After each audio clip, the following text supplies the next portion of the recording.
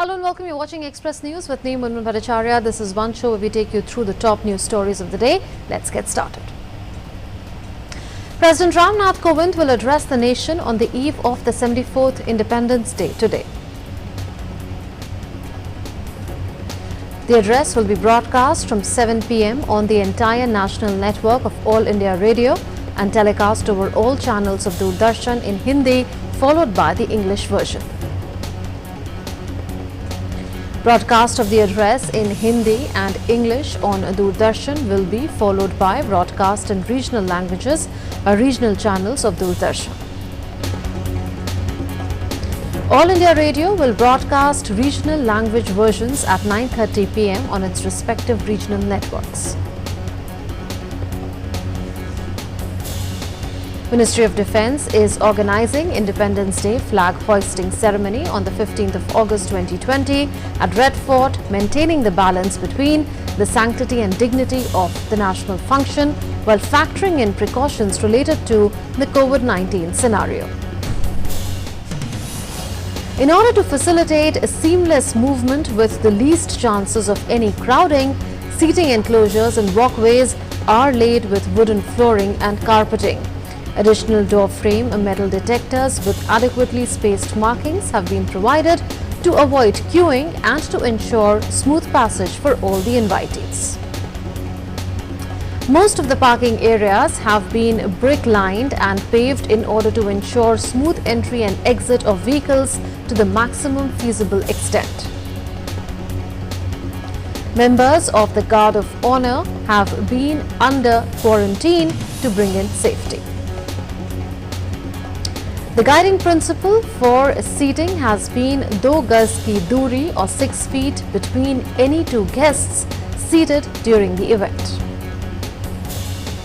Thermal screening at all entry points for the invitees has been planned.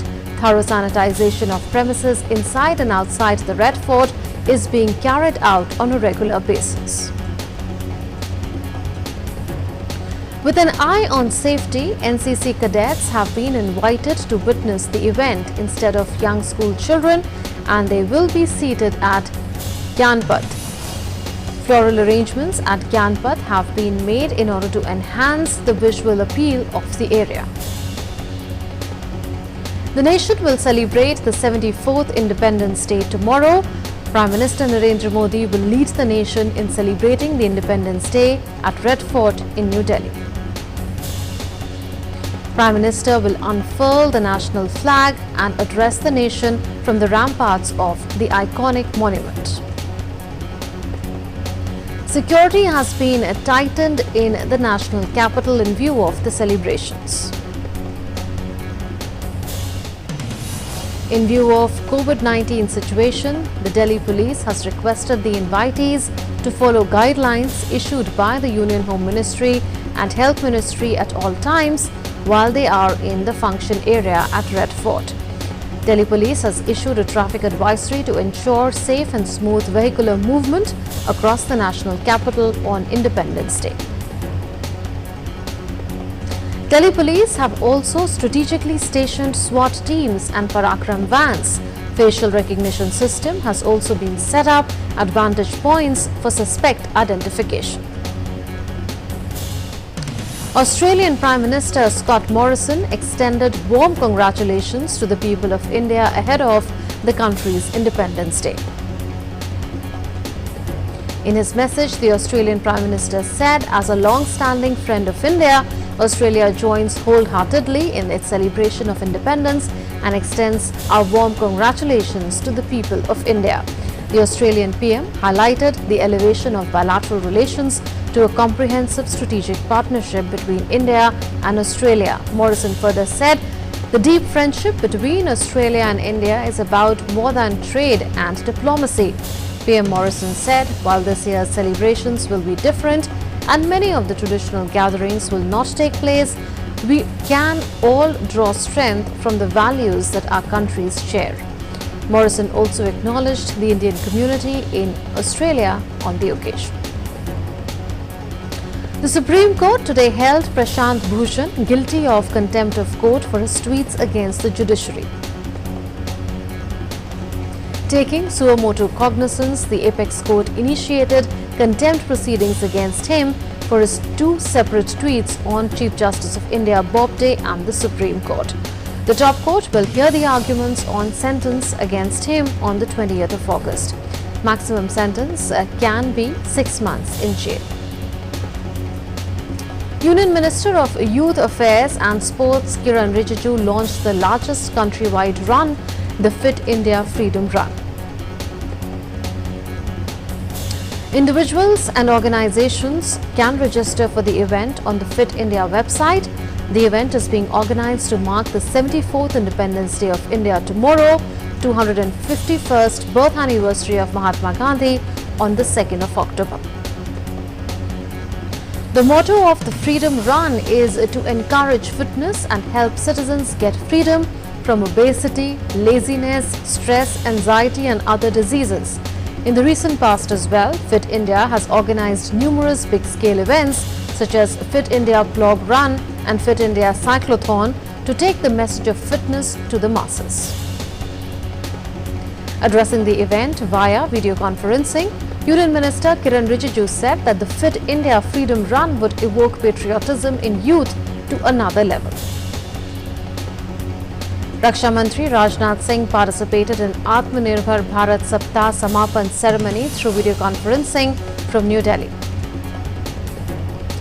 During the event, the Chief of Defence Staff General Bipin Rawat was also present. Under the ATMANIRBHAR Bharat Saptah, the Naval Innovation and Indigenization Organization was also launched by Raksha Mantri Rajnath on Thursday through video conference. Prime Minister Narendra Modi becomes the fourth longest-serving Prime Minister of India. Prime Minister Modi has also become the first non-Congress leader to have achieved this feat. The Prime Minister on 13th August surpassed the tenure of 2,268 days that former Prime Minister Atal Bihari Vajpayee had clocked in his 3 terms combined. Late Atal Bihari Vajpayee served 3 terms as Prime Minister of India. In Jammu and Kashmir, 2 J&K policemen have been martyred while another was injured in indiscriminate firing by terrorists in Naugaon area on the outskirts of Srinagar city. The entire area in Naugaon on the outskirts of Srinagar has been cordoned off to nab attackers. Rajasthan Assembly paid tributes to former MP Governor Lalji Tandon and former Chhattisgarh Chief Minister Ajit Jogi and other prominent leaders who recently passed away. The Speaker then adjourned the House till 1 p.m. Rajasthan's Law and Parliamentary Affairs Minister Shanti Kumar Dhariwal tabled a proposal for trust vote in the State Assembly. The Bahujan Samaj Party had earlier issued a whip for the second time to 6 of its MLAs in Rajasthan to vote against the Congress in any no-confidence motion or any other proceedings in the State Assembly. The party in a statement said if they violate the same, they will face disqualification. BJP's Vice President Shyam Jaju today presented an eco-friendly idol of Lord Ganesh to Union Minister for Environment, Forest and Climate Change Prakash Javadekar ahead of Ganesh Chaturthi festival. During the event, Union Minister Prakash Javadekar urged people to buy eco-friendly Ganesh idols. The condition of former President Pranab Mukherjee remains unchanged. According to the official medical bulletin by the Army Research and Referral Hospital, Pranab Mukherjee is under intensive care and continues to be on ventilatory support. His vital parameters are presently stable. Maldives has thanked India for its developmental assistance as a budget support and Greater Mali Connectivity Project. Maldivian President Ibrahim Mohammed Soli in a tweet said, and I quote, "A landmark moment in Maldives-India cooperation today as we receive Indian assistance of $250 million as budget support and $500 million for the Greater Mali Connectivity Project. I thank PM Narendra Modi and the Indian people for their generosity and friendship." End quote. External Affairs Minister S. Jaishankar, over a conversation with his Maldivian counterpart Abdul Shahid, announced India's decision to support the implementation of the Greater Malay Connectivity Project in Maldives through a financial package consisting of a grant of $100 million and a new line of credit of $400 million. The Aircraft Accident Investigation Board on Thursday said it has formed a 5-member panel to inquire into the circumstances of a plane crash in Kerala's Kozhikode airport last week. The report is expected in 5 months. The recovery rate has crossed 71%, while the case fatality rate has fallen below 2%. Over 17 lakh people have now recovered from the virus. 17,51,555 people have been discharged so far. 55,573 recoveries were recorded yesterday, taking the cumulative total to 17,51,555. With this, the recovery rate currently stands at 71.17%. India's three-pronged strategy of test, trace and treat is proving to be a success. One tangible outcome of this strategy is that the fatality rate has dropped to 1.95%, with 48,040 deaths recorded so far.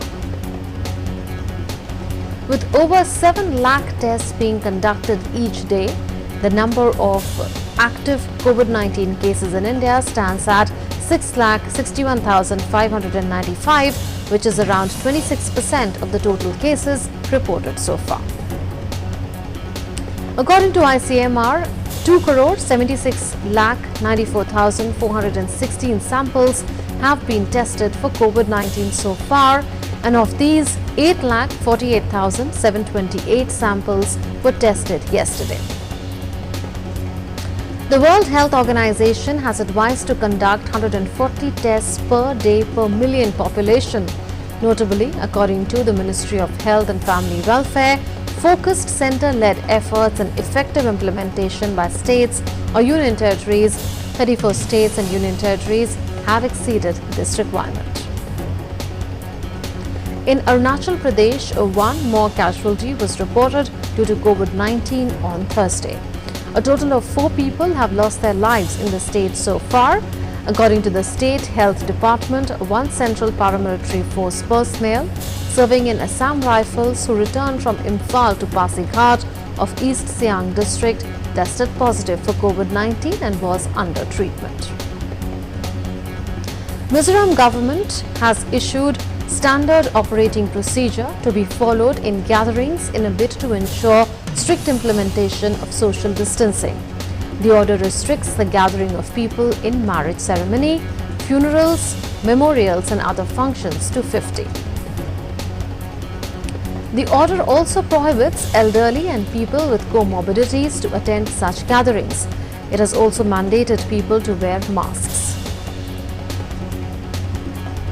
In Maharashtra, 9,115 people were discharged as patients on Thursday. Recovery rate in the state stands at 69.8%. India marches ahead with ATMANIRBHAR Bharat, establishes its global position with export of 23 lakh PPEs in 1 month only. Union government distributes more than 1.28 crore PPEs to states and union territories. Union Health Minister Dr. VARDHAN inaugurated a blood donation camp dedicated to soldiers at All India Institute of Medical Sciences. AIIMS Director Dr. Guleria was also present at the event. Speaking to media persons, Dr. Harshvardhan said that there has been no such day in previous months when recovery rate of a day is not better than its previous day and fatality rate of a day is not less than its previous day. He added that people and COVID warriors have fought strongly against Corona and India will win soon. In Bihar, the flood situation continues to deteriorate with flood water inundating 11 more panchayats in the past 24 hours. Currently, over 77 lakh people across 1,282 panchayats in 16 districts are flood affected. 33 teams of NDRF and SDRF are carrying out relief and rescue works. Over 5.5 lakh people have been shifted to safer places. Till now, 25 people have lost their lives in flood-related incidents across the state. 7 relief camps are presently operational, where 12.5 thousand people are taking shelter. Over 1,000 community kitchens are also being run, providing food to around 8.17 lakh people. COVID testing facilities are also being provided at all relief camps and community kitchen areas. The government has disbursed gratuitous relief of 6,000 rupees each to over 7 lakh affected people and families till now. Met Department has predicted light to medium rainfall in and around these river areas. It has also predicted heavy rainfall at isolated places across the state on the 16th and the 17th of August. In Assam, flood situation has improved significantly, with the number of affected districts coming down to just 2. Only 6 relief and distribution camps remain active across Assam, where 62 people are taking shelter. Met Department has predicted heavy rainfall at isolated places for today till the 17th of August. In Uttarakhand, several parts of Khatima town in Uttam Singh Nagar district are facing waterlogging following overnight rainfall in the region. Continuous heavy rainfall in many parts of the Himalayan state has led to landslides and flash floods incidents. Landslides in some areas led to blocking of roads. In Uttarakhand, authorities have moved people to safer places in many parts, while all district magistrates have been directed to take precautionary measures to avoid any untoward incidents. The downpour has resulted in rising water levels of various rivers as well. Met Department has predicted heavy to very heavy rain at isolated places in the state till the 17th of August. The death toll in the landslide in Rajamala near Munnar climbed to 56 after National Disaster Response Force personnel and a fire and rescue service team pulled out one more body of a child from the debris. Rescue mission is underway to locate people who went missing from the Pettumudi settlement in Rajamala near Munnar after the landslide hit the settlement on the night last Thursday. The settlement consisted of around 30 houses. In Jammu and Kashmir, as the government has decided to open up the religious places from the 16th of August, Divisional Commissioner Jammu Sanjeev Verma held a meeting with representatives of religious organizations to discuss SOPs. All places of worship have been asked to maintain a list of persons entering their places which may be required for the purpose of contact tracing. The religious heads assured to extend their full cooperation with the administration to contain the spread of COVID-19.